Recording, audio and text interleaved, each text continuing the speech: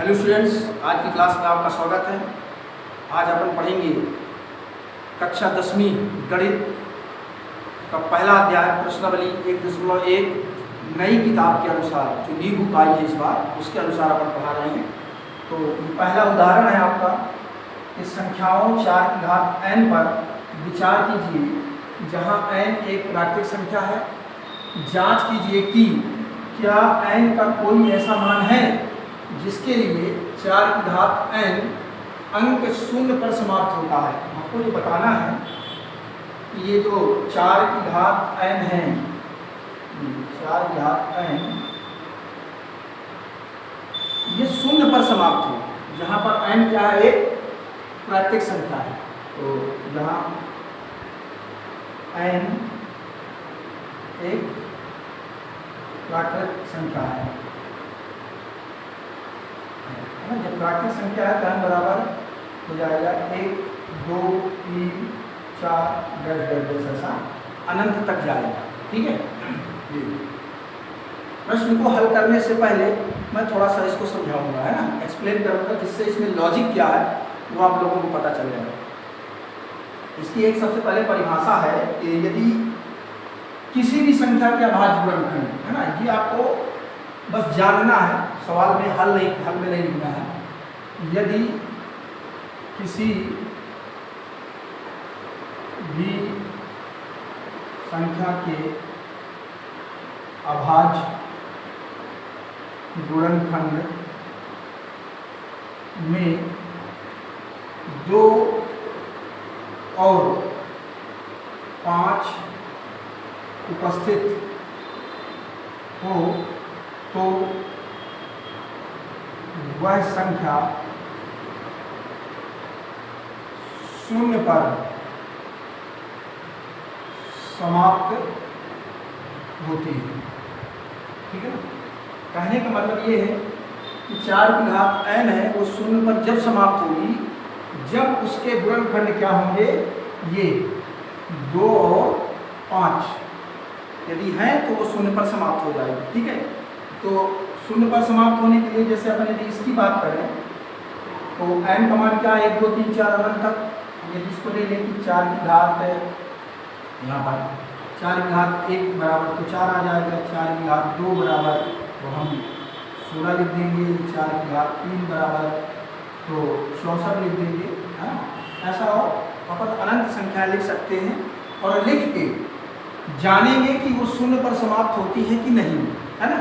अभी तो हमने जो 2-3 लिखी, ये कोई 0 पर समाप्त नहीं है, लेकिन ऐसे अनंत संख्याएं होंगी तो पता नहीं कि किसी में 0 आता है या नहीं, तो उसको चेक कैसे करेंगे, देखते हैं। यदि 0 पर समाप्त होगी, जैसे 10, है ना, 20, 50, ऐसी कई संख्याएं अपन ले सकते हैं। तो इनके गुणनखंड अपन क्या लिखेंगे, 10 को हम लिख सकते हैं 2 गुणित 5, 20 को हम लिख सकते हैं 2 गुणित 5, 50 को हम लिख सकते हैं 2 गुणित 5 गुणित 5। यदि लास्ट में 0 है तो वो संख्या के गुणनखंड ये 2 और 5 तो जरूर होंगे। ठीक है ना। तो वह संख्या 0 पर समाप्त होगी। यदि 2 या 5 में से कोई एक भी नहीं हुआ तो वह 0 पर समाप्त नहीं होगी। ठीक है ना। ये बात क्लियर हो गई।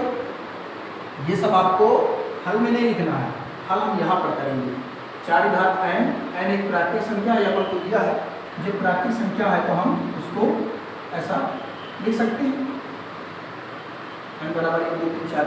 ठीक। अब इसको क्या हल करेंगे हम, n 4 की घात n बराबर, हम इसको क्या लिख सकते हैं, 2 गुणित 2 पूरी की घात n या 2 की घात n गुणित 2 की घात n। ठीक है ना।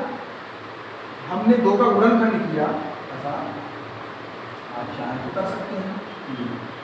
2 का गुणनखंड किया तो 2 गुणित 2 अभाज्य गुणनखंड आए। ठीक है ना।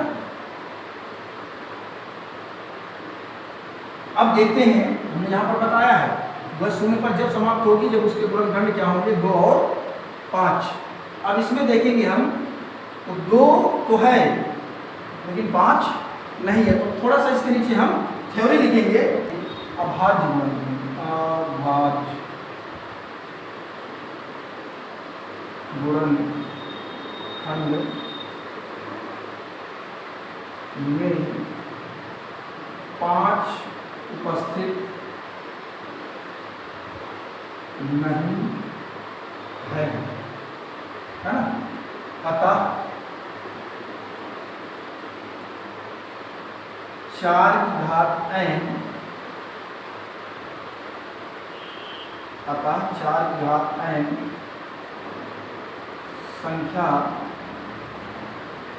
शून्य पर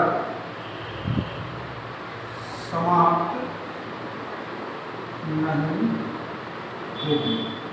ठीक है, ये आपका पूरा क्लियर हो गया। 4 की घात, हमको पूछा था कि संख्याओं में 4 की घात n पर विचार करना है कि क्या वो शून्य पर समाप्त होगी। तो हम 4 के पावर n को लिए और उसको गुणन कर दिए, 2 की घात n, तो 2 की घात n और 2 की घात n।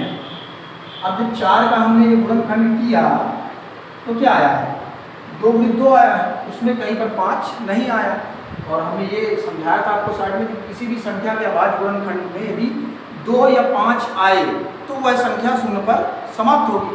लेकिन यहाँ पर केवल क्या आया है, 2 आया है, ये इनके गुणनखंड केवल 2 है, 5 नहीं है, इसलिए 4 के अभाज्य गुणनखंड में 5 उपस्थित नहीं है। अतः 4 की घात n संख्या शून्य पर समाप्त नहीं होगी। यही इसका आंसर है।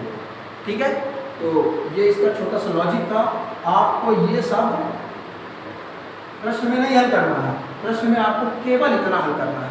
ठीक है, आपको बिल्कुल पूरे नंबर मिलेंगे।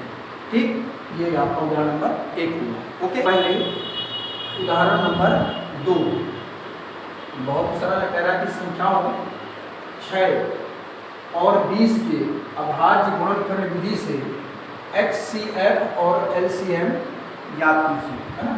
6 और 20 के HCF और LCM याद करेंगे। देखिए इसको अपन कैसे हल करेंगे।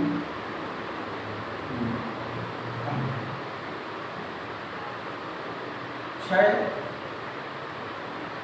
को हम लिख सकते हैं 2 वृत्त, ठीक, इसके गुणनखंड। यदि नहीं बनता तो आप ये छोटी संख्या आप ऐसा करके इनको निकाल लेंगे, जो क्या है 6 कम 2।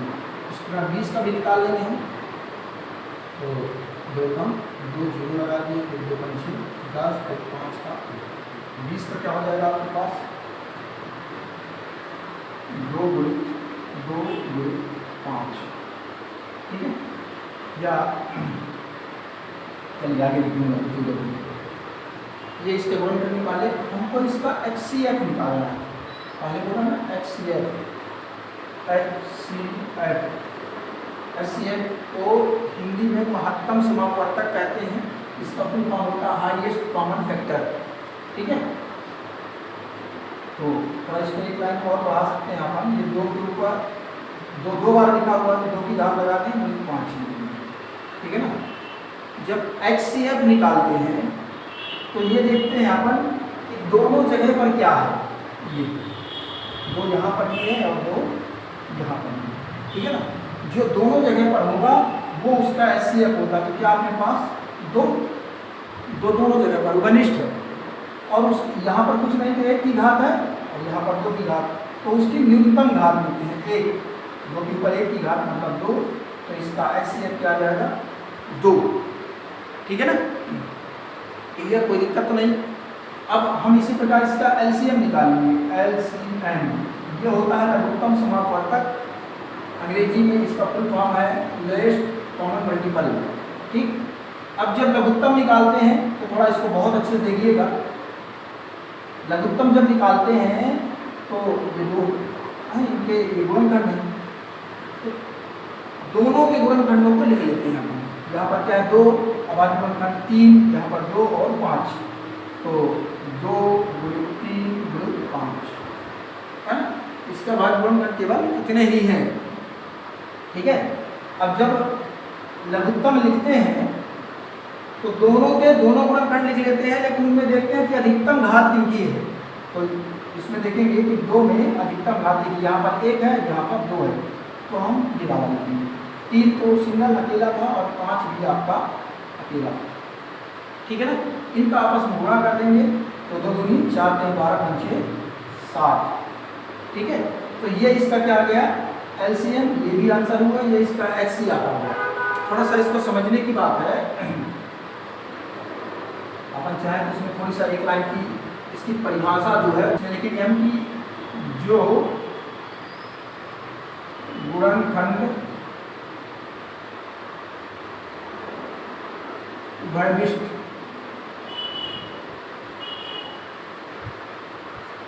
हो एवं न्यूनतम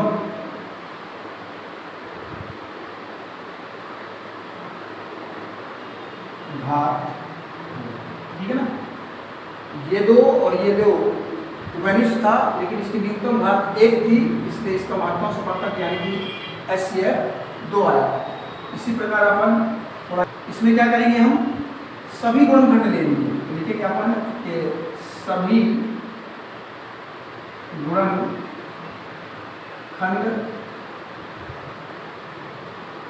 लेना है ना।